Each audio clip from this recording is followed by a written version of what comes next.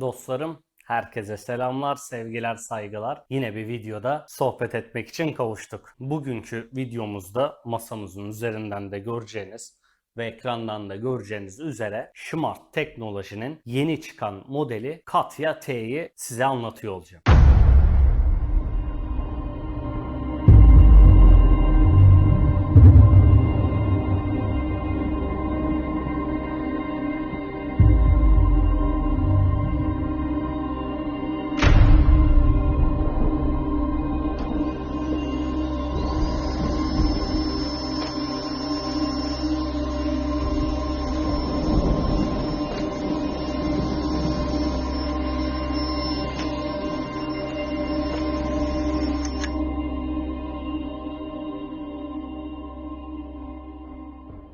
Hatırlarsanız çok kısa süre önce Smart Teknoloji fabrikasının açılışına ben de davet edilmiş ve katılmıştım ortağımla beraber. Orada da Katya T bizlere ve sizlere tanıtılmıştı ilk olarak. Orada görmüştük robotu. Fabrikada çok heyecanlanmıştık bu robotu gördüğümüzde. Çok da sevinmiştik Smart Teknoloji'nin istasyonlu bir robot süpürgesinin çıktığına. Sonunda kavuştuk. İncelemesini de her zaman olduğu gibi robot kafalar tarzında en detaylısından yaptık dostlarım.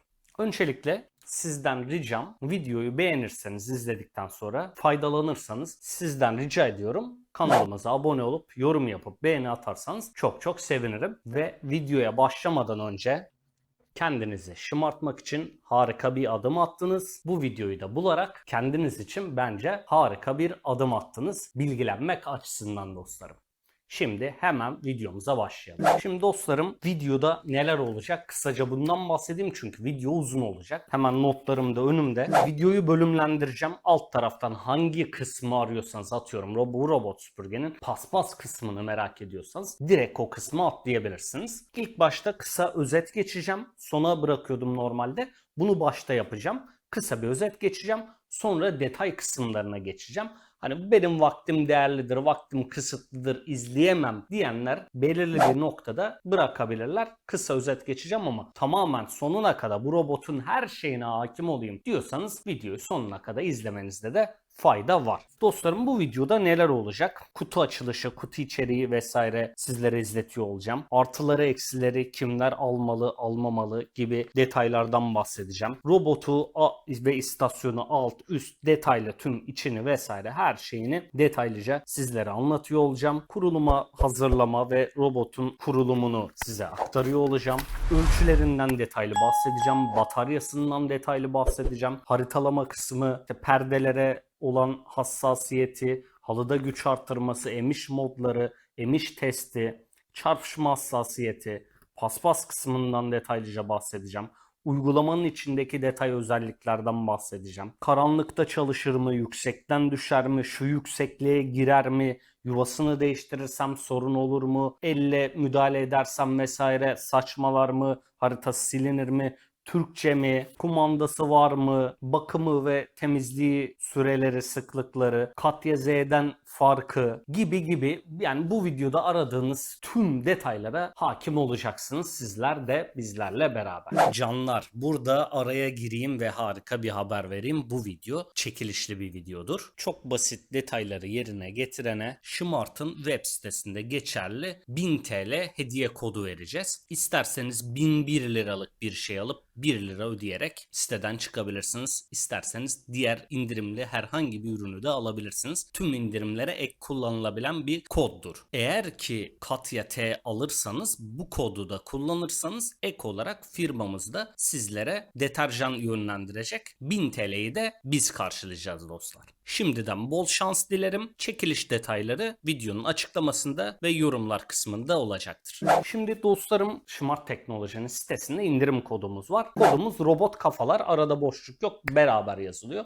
Büyük ya da küçük fark etmez. Bu kodla beraber herhangi bir ürünü Katya T haricinde de aksesuar vesaire ne alıyorsanız alın indirimli şekilde alabilirsiniz. Bunu belirtmiş olalım. Ve siteye giriş yaparken bizim linkimizi kullanmaya da özen gösterin lütfen. Şimdi Smart Teknoloji zaten belirtmiştim, fabrika açılışına da gittik. Yerli malı, yani ülkemizin bir markası. Üretim tesisleri vesaire de ülkemizde. Yani tamamen yerli malı olmalı diyebiliriz. Smart teknolojiyi artık çok fazla tanıtmayacağım. Çünkü zaten çoğunuz artık tanıyorsunuz. Çoğunuzun evine de en azından bir ürünü girmiş durumdadır. Çünkü çok büyük bir ürün gamı olan bir ekosisteme sahip bu marka. En önemli öne çıkan özelliği de 48 saat garanti hizmeti veriyor olması. Yani ürününüze bir arızalandı, gönderdiniz fabrikaya. 48 saat içinde bunun çözüme ulaşacağının garantisini sizlere veriyorlar. Ulaşamazsa birebir sıfırıyla değişeceğini de garanti ediyorlar. İçiniz rahat olsun.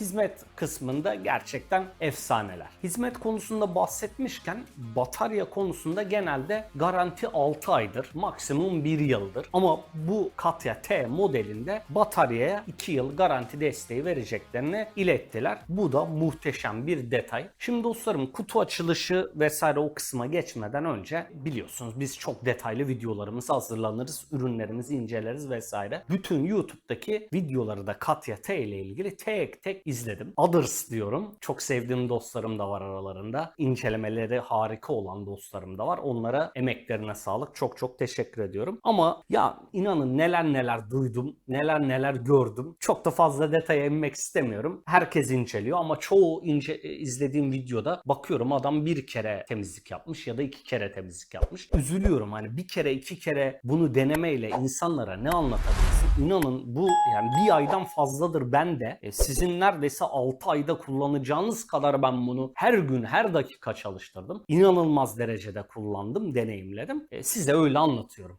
Hiçbirinin videosunda bundan bahsetmemiş. Robot süpürge geldiğinde uygulamasında harita değişme, harita kısmında bir sıkıntı vardı. Bir sonraki haritaya geçtiğinizde, yani 5 harita kaydedebiliyor ya. İlkini gösteriyor, ikincisinin haritasını göstermiyordu size. Ekran dönüyordu vesaire. Ve temizlik kayıtlarına girdiğimde, daha önceden yaptığım temizliklere bakmak istediğimde uygulama bunları bize göstermiyordu. Tabii robot kafalar durur mu? Hemen irtibat kurduğu kişiye geri bildirimini yaptı. Onlar da birkaç gün önce güncellemeyi çıkarmışlar. Canavar gibi şu anda düzeltilmiş. Diğerlerinin bundan bahsetmemesinden mi üzüleyim? Bizim videolarımızın tutmamasına mı üzüleyim? Bilemedim ama sonuç olarak bir robot süpürgeyi, robot kafaları inceliyorsa sadece inceleyip geçmiyoruz. Daha sonraki siz kullanıcılar için de firmalarımıza geri bildirimler yaparak sizlerin robotu daha kolay, daha iyi kullanabilmenizi sağlamak için elimizden geleni yapıyoruz. Bu bizde kalmayacak sonuçta. Ben bir daha bunu görmeyeceğim. Geri bildirimi de yapmasam benim için bir sıkıntı yok. Ama sizler bunu kullanamayacaksınız. Hoş, geri bildirimi yapsam, düzeltmeselerdi mutlaka bundan da bahsederdim ama geri bildirim verdiğimi de söylerdim. Ama hızlıca çatır çatır adamlar, zaten yerli bir üretim, uygulama kendilerinin, hemen düzeltiyorlar. Bu bakımdan da inanılmaz şanslısınız. Bizim emiş testlerimiz, bizim deneyimlerimiz vesaire inanın sizler için çok daha faydalı. O yüzden başta da söylediğim gibi bize destek olmayı unutmayın.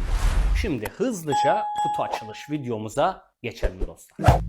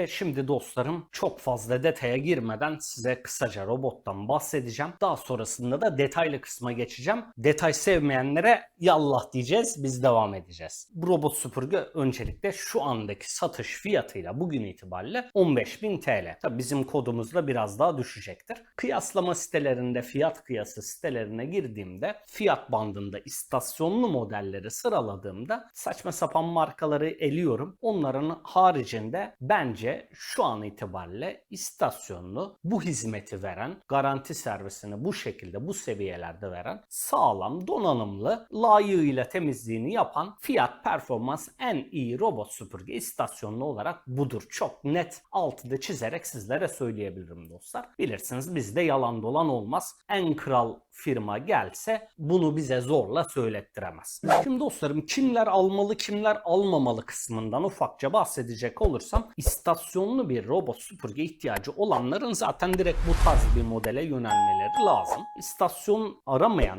çöpümü ben toz haznemi burada bu arada.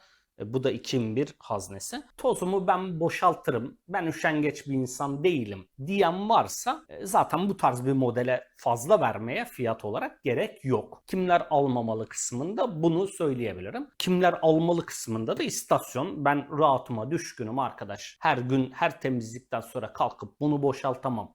Benim gibi insanlar derse bunu almalı. İstasyonlu robot süpürgeyi tercih etmeli. Şunu da çok duyarsınız etrafınızdan. İstasyonlu robot süpürgelerin toz torbası masrafı var. O yüzden çok masraflı falan. Bu hikayeleri geçsinler. Tamam. İnandım tamam. Evinizde aslan besliyorsanız yemini de düşünmeyeceksiniz ki bu nedir yani ayda bir değişeceğiniz bir şey için bunu düşünmenizi bile istemem. Şahsen yıllardır kullanıyorum robot süpürge. İnanın bana eziyet geliyor toz haznesini boşaltmak. Bu tarz bir ürünler gerçekten günümüzde ihtiyaç bence. Herkesin ihtiyacı da değil bu arada. Çok net altını çizeyim. İhtiyacı olmayan da almasın. Boşu boşuna 5.000, 6.000, 7.000 lira fazla istasyon için vermesinler. Artıları eksilerine hemen geçelim. Videomuzu uzatmayalım. Sonra oluyor 1 saat video. Firma bile gülüyor bize. Ya diyor 1 saat video mu olur?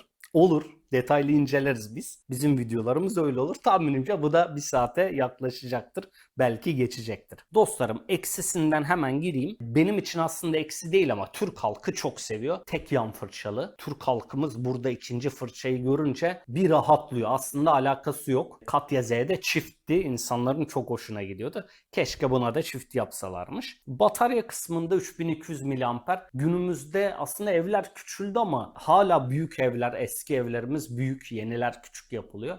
Eski evler büyük olduğu için 5200 miliamper tarzı bataryaları insanlar istiyor. Tabi batarya kısmından da bahsedeceğim. Gayet yeterli. Benim evim 135 metrekare. Benim evime gayet yetiyor. Ama yine de bunu da eksi kısmından bahsedeyim. Çocuk kilidi yok. Fiziksel tuş olarak da yok. Uygulamasında da yok. Keşke olsaymış ki geri bildirimi videomuzu mutlaka dostlarımız, firma sahiplerimiz vesaire izler. Bizim geri bildirimlerimize çok değer verirler. Mutlaka buna da aksiyon alacaklardır. Uygulamada bir tuşla ne bileyim evcil hayvanı ya da çocuğu vesaire gelip buna dokununca çalışmasını engelleyecek bir çocuk kilidi harika olur. Yükseklik kısmı yerden yüksekliği 1.8-1.9 santim civarında. Ben 1.8 gibi ölçtüm. Evde kalın halısı vesaire engelleri, oda geçişleri vesaire 2 santimin üzerinde olanlar varsa 2 santim civarı da oralara giremez. Bunu belirteyim. Hani bir rampa vesaire ayarlamak lazım. Bunu da eksi olarak söylüyorum. Katya Z bir tık daha yüksekteydi. Artı kısmına gelince bir sürü var. Hızlıca bunları da söyleyeceğim. Çünkü detay kısmını artık geçeceğim. Detay sevmeyenlere bay bay diyeceğiz. Hızlı haritalaması var. 5 tane harita kaydına sahip. Tamamen Türkçe. Zaten yerli bir robot süpürge. Otomasyonları var uygulamasında. Süper. Yani evden çıkınca çalıştır ya da ne bileyim ampulünüz vardır, başka bir şey vardır şımartın. Ekosistemine entegre. X2 var. Böyle bizim pötikare dediğimiz odayı hem enlemesine hem boylamasına temizleyebiliyor ya da silebiliyor. Özelleştirmeler var. Atıyorum şu odamı önce temizle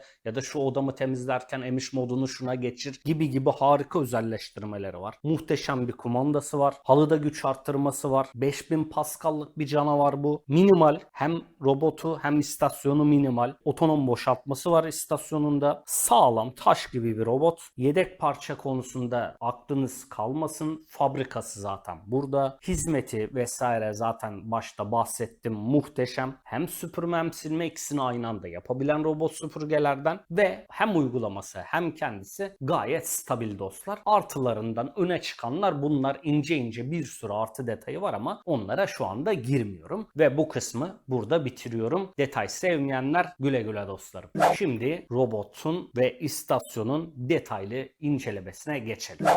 Gördüğünüz aparat ünite tabanı ve hemen altında 7 adet kaydırmaz pedi var. Ünitenin altına geçmez şekilde takılıyor ve ünite önünde duruyor. Amacı paspas sonrası zemini ıslatmamak ve istasyon yanaşmaları, dönmelerinde vesaire zeminde tekerlek izi bırakmamak. Normalde basit bir şeffaf plastik verir bazı markalar. Bazıları da hiç vermez. Smart gayet sağlam ve kaliteli bir plastik kullanmış. Kendilerini tebrik ederiz. Bu var ya, bu hastasıyız dede.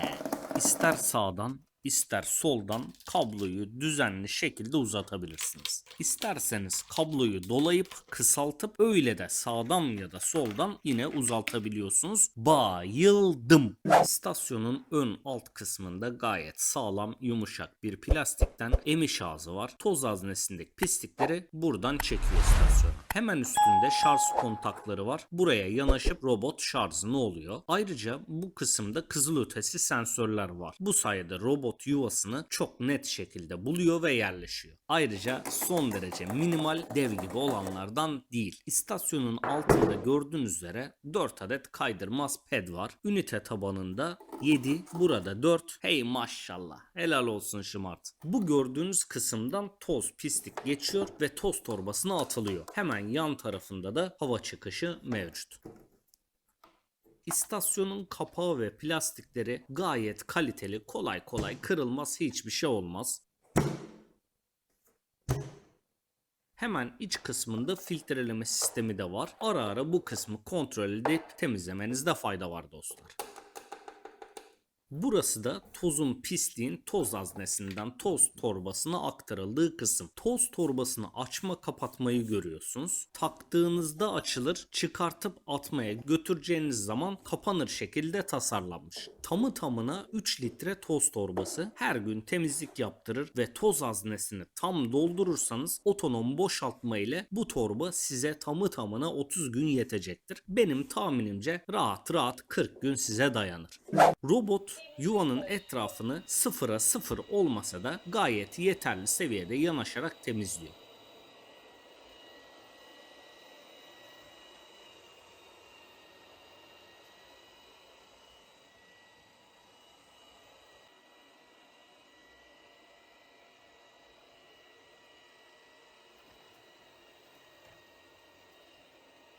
Robot yuvasını çok rahat buluyor ve çok net şekilde dönüyor. Bu konu çok hassastır. Bulamasa veya yuvaya dönemezse insanı delirtir, biliriz. O yüzden çok değerli bir incelemedir bu. Bu testimizde de görüyorsunuz toz haznesi tıka basa ağzına kadar dolu. Otonom boşaltma sonrası hiçbir şey kalmıyor haznede. Demir paralardan küçükleri bile toz torbasına alabiliyor. Büyükler kalıyor. Tabi olacak o kadar. Çok nadir de olsa uzun ve topak olmuş saçların emiş ağzına takıldığını gördüm. Bu videonun arka planında da görmüşsünüzdür. Küçük bir parça kaldı ama bu olay her zaman yaşanmıyor. Otonom boşaltma desibel seviyesi dibinden ölçümde 79-80 desibel civarlarında. Bir yan odadan ölçümde 59-60 desibel ses seviyesi aldım. Bence harika seviye. Zaten topu 15 saniyede boşaltmasını tamamlıyor bu canavar. Toz torbası takılı değilse robot sizi uyarıyor. Boşaltmayı yapmıyor. Unutursanız vesaire çok iyi düşünülmüş, çok iyi olmuş bu hatırlatma. Ayrıca manuel boşaltma, bir işlemden sonra boşaltma, 2, 3, 4 gibi işlemden sonra boşaltma gibi seçenekleri de var. Robot verimliliği açısından görev bitiminde istasyona dönerken emiş gücünü tamamen kapatıyor. Verimlilik açısından iyi ama emişi kapattığı için çok nadir de olsa yuvaya dönerken altından pislikleri çok az kaçırdığını da gözlemledim. Bunu da söylemezsem bize yakışmazdı. Bunu da belirtmiş olayım. Gördüğünüz üzere robot minimal ve çok şık. Robotun üstü temperli cam, plastik falan değil. Tuşlar fiziksel, dokunmatik değil. Wi-Fi göstermesi var. Bu buton değil, gösterge, onu belirteyim. Lidar switch'i mevcut. Hem ön ve yan hem de üstten korumalı. En ufak temasta robot kendini geri çekiyor. Lidar kulesini ve değerli lidarı koruyor. Ön bumper gerçekten çok hassas. Bunun detaylarına çarpışma hassasiyeti kısmında değineceğim. Robotun hemen sağında TOF dediğimiz duvar sensörü var. Bu sayede kenara çok iyi yanaşıyor ve kenar temizliğini yapıyor.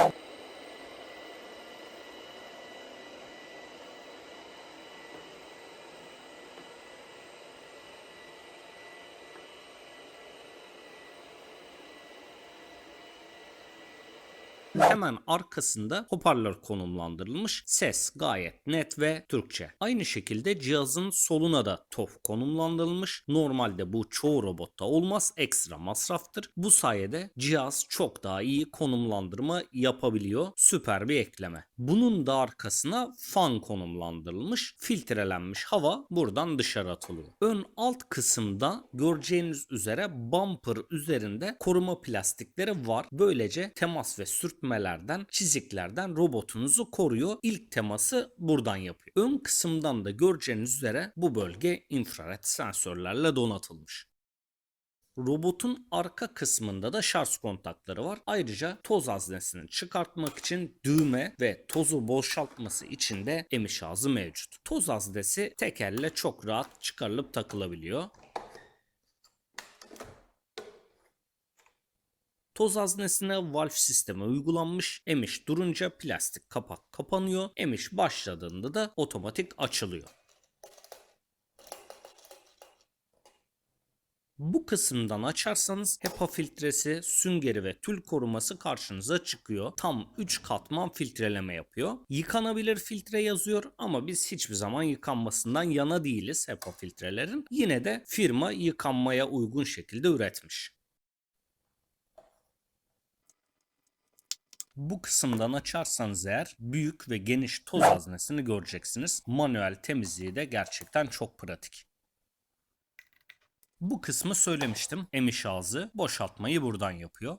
Toz haznesinin gayet kaliteli bir plastikten üretildiğini ve taş gibi sağlam olduğunu çok net söyleyebilirim. Şimdi de robotun altını inceleyelim. Fakat siz olun, diğer içerik üreticilerinin gazına gelip onlardan görüp direkt robotu ters çevirip lidar kulesinin üzerinde bir şey yapmayın. Firma size buna uygun deliği bulunan sünger göndermiş. Lütfen bunu kullanın. Robotun sağında tek ana fırça var. Vidasız takıp çıkarılabiliyor. Kendi kendine düşmesi mümkün değil. Gayet sağlam. Tam 5 santim kıl uzunluğu var. Ayrıca robottan dışa çıkan kısmı da 5 santim. Böylece kenar temizliği çok verimli oluyor. Bundan bahsetmiştim. Hemen ortada ön sarhoş tekeri var. Yanlarında şarj kontaklarını görüyorsunuz. 1, 2, 3 tane düşme sensörü mevcut. Tekerlek mekanizmaları gayet sağlam. 1,5 santim kalınlığında tırmanmaya elverişli tırtıklı arazi tekeri gibi tekerlekleri var. Tam burada bataryası mevcut. Siz kurcalamayın sakın, garanti dışı kalmasın robotunuz. İleride bir batarya için cihazın komple altını sökmenize ya da servise göndermenize gerek kalmaz. Ve son olarak ana fırça ve mekanizmasını göstereyim. Gayet kolay sökülüp takılabiliyor.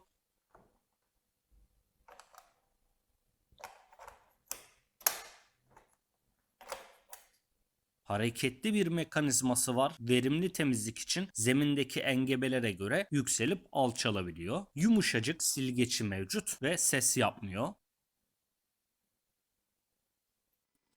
Ana fırçası 2 in 1, yani hem kıl hem kauçuk olan modellerden. Hemen ortalarında bölünmüş kısımlar var. Anti-tangle, yani dolanmayı önlemek için tasarlanmış burası.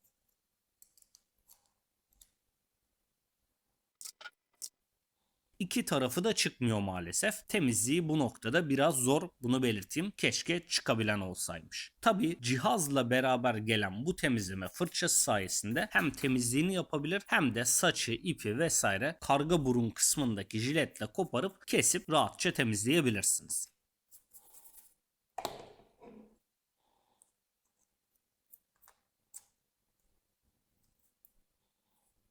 Ve şimdi de robotun kumandasını izletelim. Çoğu işleve sahip. Özellikle Wi-Fi'siz evlerde anne babaya kumanda ile teslim edebilirsiniz. Gerçekten muazzam.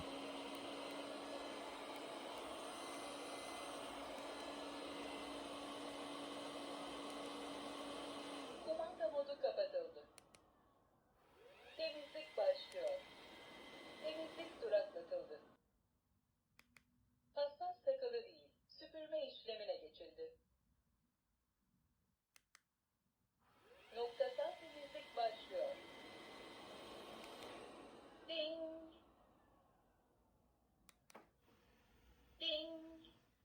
Başta da belirtmiştim. Her evde en azından bir ampulü vesaire mutlaka Smart'ın bir ürünü vardır. Artık böyle Smart teknolojinin de kurulumundan, kurmasından vesaire çok bahsetmek istemiyorum ama hızlıca bir video verelim ve detaylıca bunu da sizlere göstermiş olalım.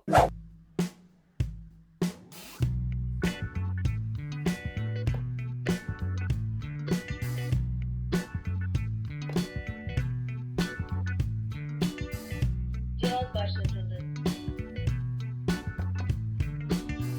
Şarj ünitesine görüş başlatılıyor. Şarj ediliyor.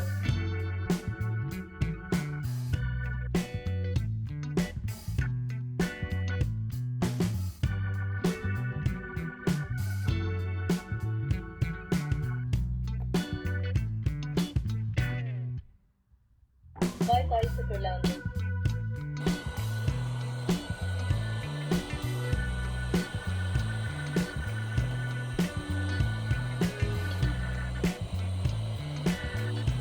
Cihaz bağlanma başlatıyor.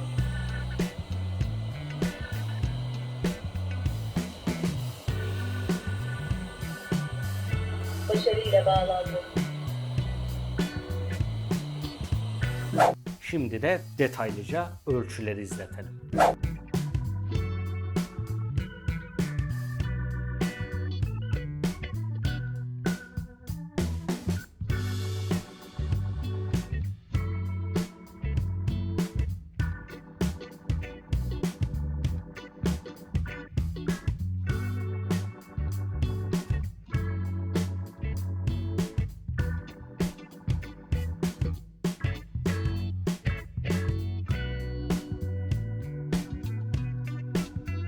Robotun batarya kısmına gelecek olursak dostlarım, şimdi de bu kısma değinelim. Robotun 3200 mAh bataryası var. Başta da söylemiştim. 82 metrekare temizlenebilir alanı olan 135 metrekare brüt evimi tam 82 dakikada standart modunda temizledi. %26'da bataryası kaldı. Maksimum modda aynı temizliği denediğimde 62 metrekare temizlenebilir alanda bataryası %20'ye düştüğü için göreve ara verdi. 62 dakika sürdü. Yani 1 metrekareyi 1 dakikada temizliyor. Ama tam ev temizliğini maksimum modda bitiremedi. Bunu belirteyim. Robot bataryası %20'ye düştüğünde göreve ara veriyor. Yuvasına dönüyor. Şarjını dolduruyor. %80'e geldiğinde geri dönüp temizliğine devam ediyor. Yani %100'e kadar beklemiyor. Bu arada tam şarj, yani %20'den %100'e şarj olma süresi de robotun 4 saat 15 dakika. Batarya konusunda mutlaka aramızda şikayet edenler olacaktır. Neden 5200 değil gibi. Tabii keşke olsaymış ama 5200 mAh bataryalarında değişim maliyetleri maliyetleri de yüksek oluyor. Bunu da göz önünde bulundurmakta fayda var. Eviniz çok büyük değilse gayet yeterli gelecektir. Eviniz büyükse de oda temizlikle çözüm üretebilirsiniz. Belirtmiş olalım dostlar.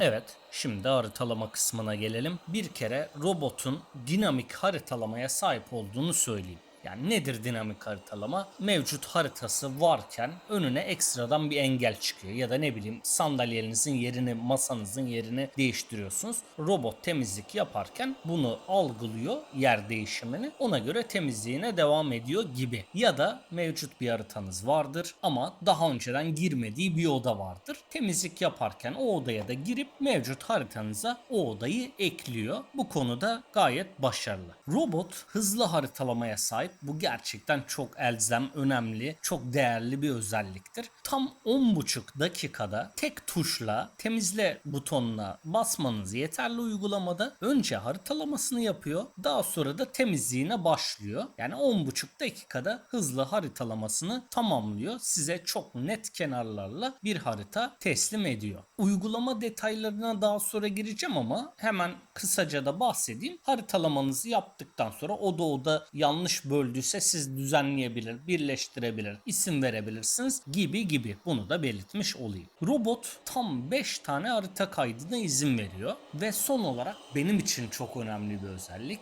Misal mutfağıma temizliğe gönderdim robotu. Daha sonra hanım dedi ki salonu da temizletir misin? Hemen mutfağın bitiminde yuvaya dönmeden salonumu da ekleyerek temizliğe devam ettirebiliyorum. Yani yuvaya dönüp yuvadan sıfır geri çıkmasını beklemiyorum. Bu da benim için önemli bir özellik. Sizle de paylaşmak istedim.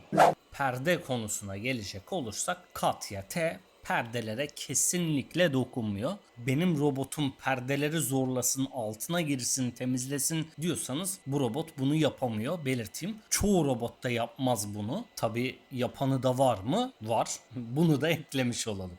Halıda güç arttırma modu mevcut. Katya T'mizde ana fırçanın zorlanmasıyla tetikleniyor. Halıya geldiğini robot algılıyor ana fırça dönüşünü zorlaştırdığında ve otomatik olarak emiş modunu robot yükseltiyor. Çok güzel bir özelliktir. Bunu bazı ileri seviye robotlar altında zemin sensörüyle, lazer atışıyla tespit ediyor. Ama %90 robot süpürgeler bu şekilde ana fırçasının zorlanmasıyla tespit eder. Katya T'de de mevcut. Gayet başarılı. İşte 1,5-2 saniye civarı bu algılama süreci sürüyor ve halıya geçtiğini algılıyor, emişini arttırıyor. Bu konuda da gayet başarılı. Çarpışma hassasiyeti konusuna gelince robot süpürgede nesne tanıma yok. Çünkü kamerası yok. Ama hassas mı? Hassas. Özellikle bumper'ı inanılmaz hassas. En ufak temasta hemen kendini geri çekiyor. Öyle çok bam güm vurmasına gerek kalmıyor. Özellikle kenar modundayken, kenar temizliği yaparken ki hassasiyetine bayıldım. Ama ortalarda bazen böyle siyah ayaklar vesaire bam güm girişebiliyor. Bunu da belirtmiş olalım. Bumper'ın amacı bu. Çarpışmayı tespit edip robot kendini geri çekiyor. Genel manada çok başarılı. Bunu da belirtmiş olalım.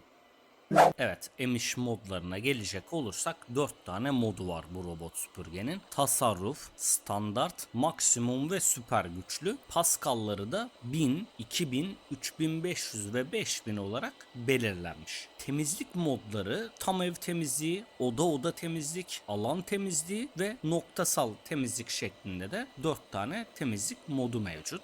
Shaggy halı denemesi yaptık. Gerçekten Shaggy halı da çok başarılı. Biraz yavaş ağır ilerliyor ama gayet güzel temizlik çıkarıyor. Ayrıca anti-tangle'ın yani dolanma engelleyici sisteminin devreye girdiğini de videodan görüyor olacaksınız. Bu arada Shaggy halının saçakları gayet uzun, bunu da belirtmiş olayım. İstasyonun desibel seviyesini izletmiştim size önceki kısımlarda. Şimdi buyurun robot süpürgenin desibelini de izletelim.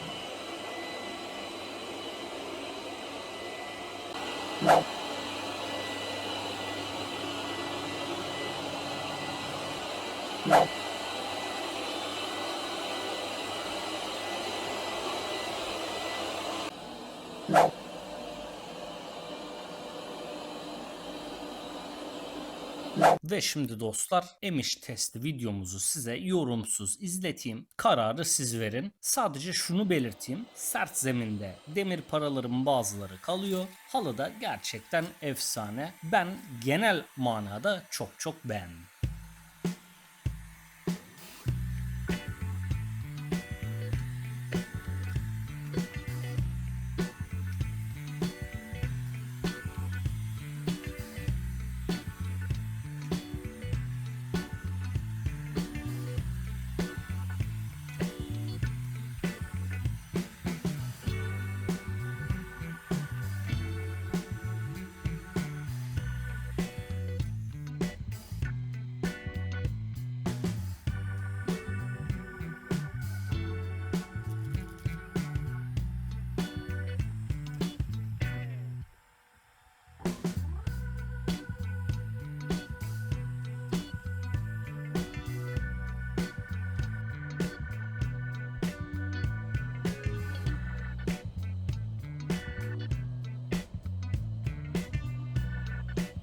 Bu robot karanlıkta da haritalamasını da yapar, temizliğini de yapar. Ama karanlıktan kastım kalkıp da akşam vakitlerinde komşularınızı da rahatsız etmeyin. Buna dikkat edin lütfen. Başta da belirtmiştim. Robot süpürgenizin altında düşme sensörleri var. Bu yüzden robotunuz yüksekten düşmez dostlar.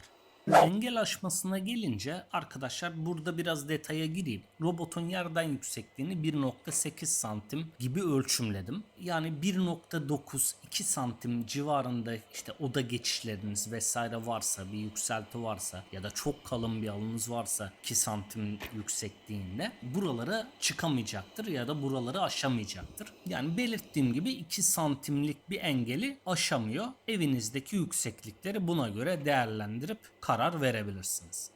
Robotun minimal olduğunu, yüksekliğini vesaire daha önceki kısımlarda yine göstermiştim sizlere. Robot süpürgeniz yüksekliği itibariyle 10 santimlik bir alana çok rahat şekilde girer. Tabi bunda koltuklarınızın altı, kanepenizin altı, yatağınızın altı vesaire sarkmalar varsa buna da bağlıdır ama çok rahat 10 santimlik bir alana gireceğini belirteyim. Robot tamamen uygulaması dahi Türkçe. Zaten yerli ve milli bir üretimden başka bir şey beklenmezdi. Gayet düzgün, harika bir çeviriyle Türkçemizi kullanıyor. Çok başarılı. İngilizce de mevcut. Evet dostlar, bizim saçmalatma videolarımız meşhurdur ve gerçekten önemli bir incelemedir. Robot süpürgenize en ufak bir temasta vesaire haritasını kaydırıp haritasını silecekse bu olmaz olsun böyle robot süpürge deriz. Biz de deriz. O yüzden bu testi mutlaka yaparız. Olumsuz bir durum olursa da videomuzda yine bunu paylaşırız. Katya T için sonuna kadar limitleri zorladık. Kesinlikle hiçbir şekilde saçmalamadı. Bu deneme sonrasında da yuvasını çok net şekilde buldu. Haritasını vesaire de silmedi.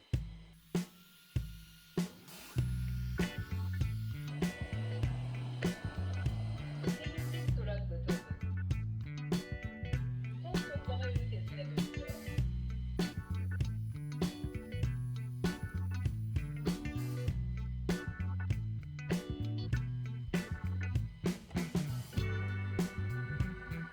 Toz toplama ünitesine dönüş durduruldu.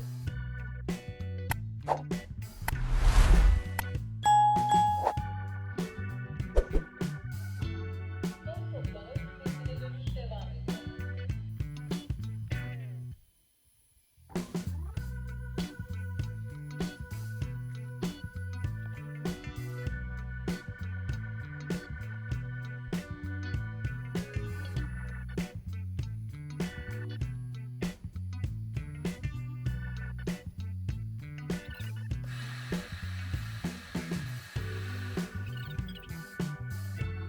Robotun yuva yerini değiştirme testi de yaptık. Yuvasını taşıdık, yeni yerine getirdik, başlattık, yuvasına geri gönderdik. Yeni yuvasını haritada gayet hızlı bir şekilde güncelledi. Hiçbir sorun yaşatmadı. Bunu da belirtelim.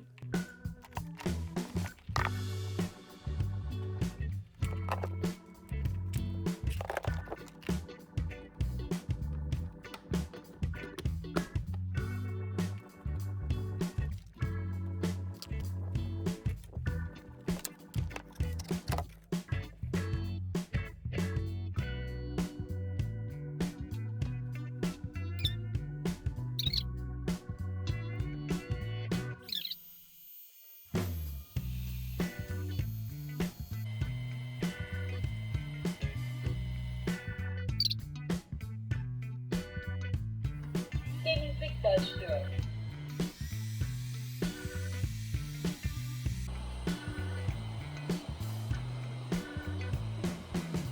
Evet dostlarım, şimdi de robot süpürgenin paspas kısmından bahsedeyim size. 2 in 1 haznede de 3 katman filtre var. Alttan braket takmalı değişik bir sistem uygulanmış. Toz haznesinde ne varsa 2 in 1 haznede de bu kullanılmış, gayet başarılı. Bezin boyutu tam 28 santim ve geniş. Yani hem geniş hem 28 santim. Bu konuda çok önemli. Yere baskısı da harika. Yani öyle bir kısmı yere değip diğer kısımlar havada kalmıyor. Gayet başarılı bir paspaslama yapıyor. Düşük modu, ben zaten paspasta her zaman düşük modcuyumdur. Düşük modunu çok başarılı buldum. Orta modu bana biraz fazla sulu geldi. Bir de başlangıçta çok fazla su bırakıyor. Sonradan toparlıyor. Belki yazılımla ileriki aşamalarda, yani şu anda bile geliştirilmiş olabilir. Sadece paspaslama modu var. Yani hiç emiş yapmıyor. Ana fırçayı dahi döndürmüyor. Sadece paspas yapıyor. Çok az batarya harcıyor. Bu durumda gayet uzun süreli bir paspas yaptırabilirsiniz. Hem süpürtme hem silme modu da var. Sonuçta 2 in 1 hazne ile kullanıyorsunuz. Bunda da emiş modlarını istediğiniz gibi arttırabiliyorsunuz. Paspas su seviyesini istediğiniz gibi arttırabiliyorsunuz. Gerçekten başarılı. Gördüğüm kadarıyla su bitti uyarısı vermiyor robot süpürge. Onu takip etmenizde fayda var. Ama pedi takılmazsa braketi size uyarıyor. Paspas moduna devam etmiyor, çalışmıyor. Bunu da belirteyim. Genel manada yine paspas açısından da gayet başarılı bulduğumu belirtmemde fayda var. Robotun X2 modu var. Paspasta da bunu kullanabilirsiniz. Yani 2 tur bir odayı hem enlemesine hem boylamasına sildirebiliyorsunuz. Halı konusuna da gelecek olursak, yorumlarda çok fazla soruluyor. Bu robot süpürgeyi alırsam halımda paspas durumu ne olacak? Arkadaşlar, uygulamanızda halınızın yerini kendiniz uygulamadan işaretleyip paspas moduna girdiğinde buraya girmemesini sağlayabilirsiniz. Süpürme modundayken oraya girer, paspas modunda girmez ya da hiçbir şey yapmazsınız. Halınızı toparlayıp hem sildirip hem süpürebilirsiniz. Bu tercih tamamen size kalmış. Hatta istiyorsanız ben halımı da robot süpürgem ıslatsın diyenler var. Halınızın üzerinden de paspas moduyla uygulamadan seçmezseniz geçip halınızı da silecektir.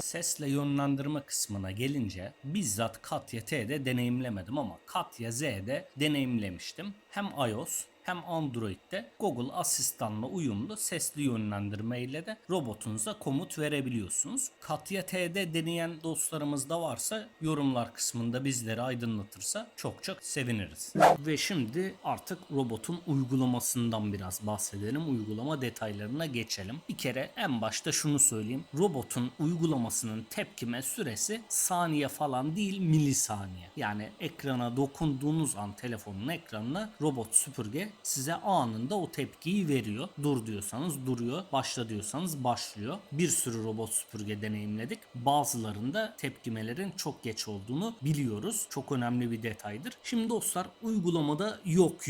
Yani özelleştirme modu var. İşte sıralı temizlik verebiliyorsunuz. Şu odadaymış modunu şöyle yap, bunu da böyle yap. İşte şu odada paspas modu şöyle olsun gibi bir sürü detayı var. X2 modu var. Bundan yine bahsetmiştim. Hem enlemesine hem boylamasına ve 2 kere kenar temizliği ile odanızı temizliyor. Bu paspasta gerçekten beğeniyorum özellikle ve mutfağımda çok fazla kirli olduğunda X2'yi mutlaka kullanırım. Çok sevdiğim bir detaydır. Smart'ın uygulamasına özel otomasyonlar var. Muhteşem. Zaten başta da yine belirtmiştim. Ekosisteme sahip olduğu için diğer ürünlerle de entegre. Atıyorum, evden çıktığımda robot süpürgemi çalıştır ya da ne bileyim hava güneşli olduğunda çalıştır, yağmur yağdığında durdur gibi uçuk otomasyonlar kendiniz yapabilirsiniz. iOS kestirmelerinde bulamadım Smart'ı. Belki ben başaramamış olabilirim. Denemenizde fayda var. Widget gelmedi. Android'de var mı açıkçası bunu deneyimlemedim. Ama iOS'un araç takımında Smart'ı bulamadım. Android'de Katya Z'de vardı. Mutlaka bunda da vardır diye düşünüyorum.